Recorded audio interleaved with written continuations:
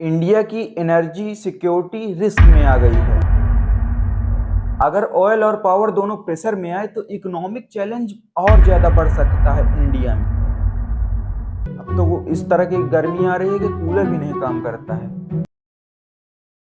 तो नमस्कार दोस्तों, मैं आपका स्वागत करता हूं हाफ हफ्ता शो के एपिसोड 7 में। तो चलिए न्यूज का सिलसिला शुरू करते हैं। वेडनेसडे की सबसे बड़ी खबर, ईरान और इजराइल के बीच कॉन्फ्लिक्ट और ज्यादा एग्रेसिव मोड में चला गया है। मिसाइल अटैक्स कंटिन्यू रहे, एयर डिफेंस सिस्टम भी एक्टिव रहा। Missile east region high alert में है और यूएस इन्वॉल्वमेंट भी बढ़ रहा है इस वार में। रिपोर्ट के मुताबिक ईरान की मिसाइल्स इजराइल और वेस्ट बैंक में गिर रहे हैं, जिससे सिविलियन रिस्क और टेंशन और ज्यादा बढ़ गया है।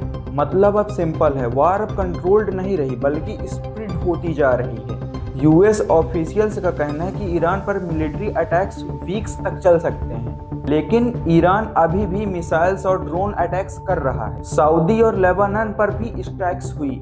स्ट्रेट ऑफ हॉर्मुज टेंशन में है, ऑयल सप्लाई रिस्क में है और रीजनल इनस्टेबिलिटी हो चुकी है। इस वार की वजह से ग्लोबल ऑयल मार्केट अनस्टेबल हो चुका है, यानी दुनिया इकोनॉमिक प्रेशर फील कर रही है गाइस। अब सबसे इम्पोर्टेंट न्यूज, इंडिया की एनर्जी सिक्योरिटी रिस्क में आ गई है। ऑयल इंपोर्ट्स मिडिल ईस्ट से डिपेंडेंट हैं और strait of Hormuz important route बन चुका है। एलपीजी सप्लाई डिस्टर्ब है और पेट्रोल और डीजल का प्राइस प्रेशर में जा सकता है। एक्सपर्ट्स बोल रहे हैं कि अगर ऑयल प्राइसेस बढ़ते रहे तो इन्फ्लेशन और इकोनॉमिक प्रेशर इंडिया में भी बढ़ सकता है। वार वहाँ हो रही है, ऑयल महंगा यहाँ हो रहा है, महंगाई यहाँ पे बढ़ रही है। आप समझ रहे हैं। अब थर्सडे की सबसे बड़ी डिप्लोमेटिक न्यूज़ बता रहा हूँ मैं आपको। इंडिया रसिया के साथ एनर्जी पार्टनरशिप स्ट्रॉन्ग कर रहा है। एलएनजी डील्स डिस्कस की गई, क्रूड ऑयल सप्लाई डिस्कस किया गया और एनर्जी सिक्योरिटी पर फोकस भी किया जा रहा है। रिपोर्ट्स के मुताबिक मिडिल ईस्ट टेंशन के बाद इंडिया रसिया के साथ ऑयल कॉपरेशन बढ़ाने में ज़्यादा फोकस कर रहा है। मतलब इंडिया स्मार्ट डिप्लोमेसी खेल रहा है, यहाँ पर न्यूट्रल भी है, सिक्योर भी है। और हाँ गाइस, इंडिया में समर भी आ रहा है। पावर डिमांड इसके कारण से ज़्यादा हाई रहेगी और इलेक्ट्रिसिटी कंजप्शन भी इंक्रीज होगा समर के कारण। कोल प्लांट्स फुल कैपेसिटी पर चलेंगे क्योंकि इलेक्ट्रिसिटी ज़्यादा लगेगी। बिना पंखा के कहाँ रहा जाता है गर्मी में। अब तो वो इस तरह की गर्मी आ रही है कि कूलर भी नहीं काम करता है। लोगों को एसी लगवाने की जरूरत पड़ती है। अगर ऑयल और पावर दोनों प्रेशर में आए तो इकोनॉमिक चैलेंज और ज्यादा बढ़ सकता है इंडिया में। तो यहाँ पर एक डबल प्रेशर सिचुएशन बन चुकी है। और हाँ, सैटरडे तक सिचुएशन और क्लियर हो गई है। वार रुकने का सिग्नल ही नहीं आ रहा है। डिप्लोमेसी थोड़ा स्लो हो गई है, मार्केट अनस्टेबल हो चुका है और हाँ, ऑयल टेंशन कंटिन्यू रहा।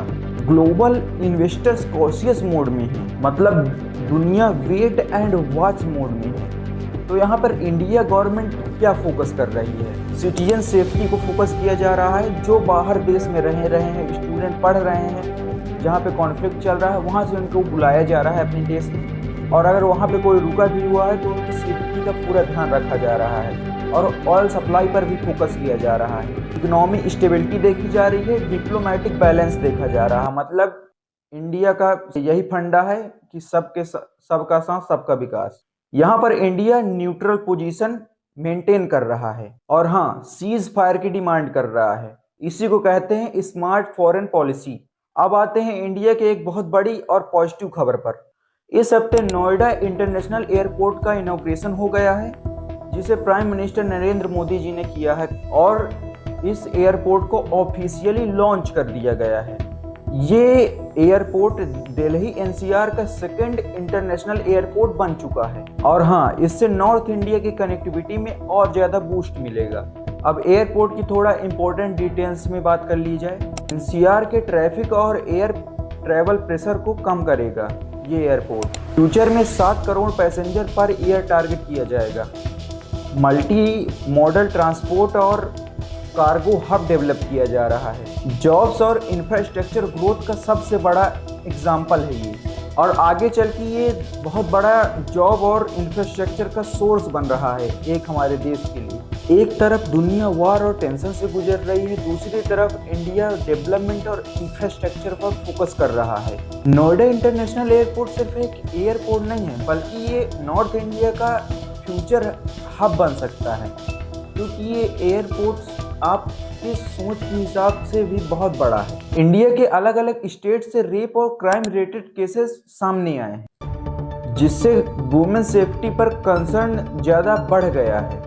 पुलिस ने कई केसेस में अक्यूज्ड को अरेस्ट किया है और इन्वेस्टिगेशन भी चल रही है। सुप्रीम कोर्ट ने भी रेप सर्वाइवर्स के आइडेंटिटी पे स्ट्रिक्ट प्रोटेक्शन किया है और डिग्निटी को मेंटेन करने पर फोकस किया जा रहा है।